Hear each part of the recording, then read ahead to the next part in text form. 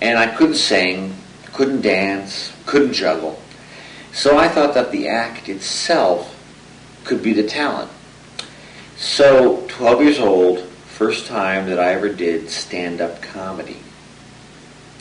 Now, I didn't really have a routine ready. But the night before the talent show, I happened to watch the Dean Martin Celebrity Roast. You know, they get up and make fun of someone. And they were roasting Don Rickles.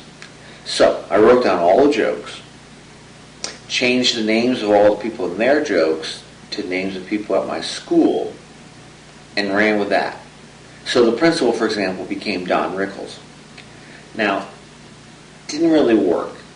Because whatever you may have thought about Sister Mary Helen, she really was not like Don Rickles. Well, no, I take that back. She was bald. Or at least that was the rumor. So I kind of had that to work with.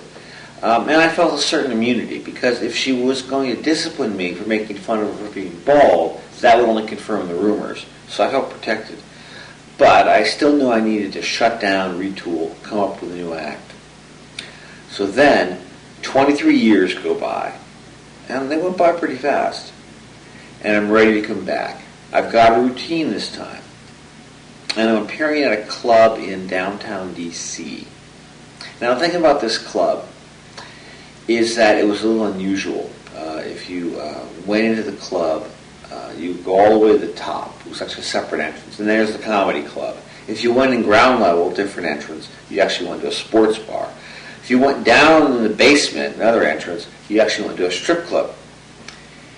In the comics, we did share a dressing room with the exotic dancers. Now, I would show up in what I was going to wear, but I'd still go into the dressing room and just take my clothes off, put it back on, just to catch up and see what's going on with the other performers.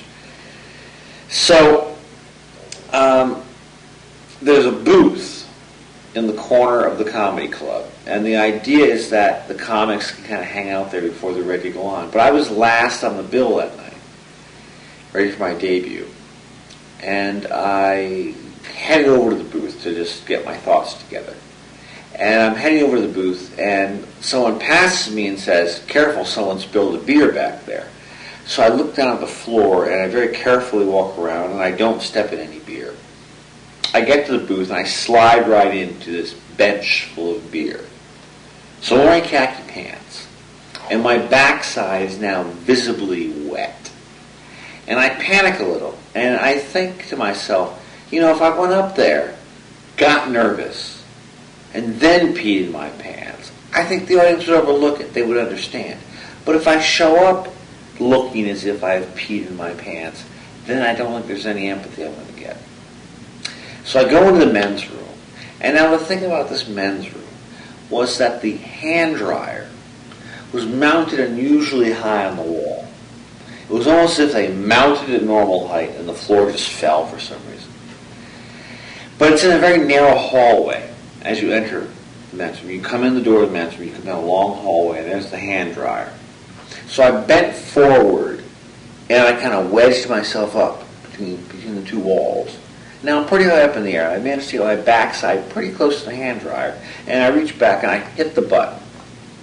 And at this point, if someone were to come into the men's room, I think I might have been high enough they might not see me. It was almost as if I was hovering there by the hand dryer. Well, no one came in. The pants got somewhat dry, and I went on.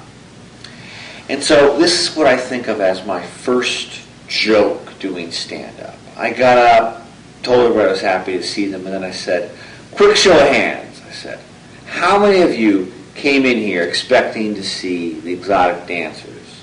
And a few hands go up. And I said, "Listen, don't be disappointed. The comics up here, we've got an exchange program going with the dancers, okay? They agree to tell more of our jokes, and we agree to wear more of their underwear."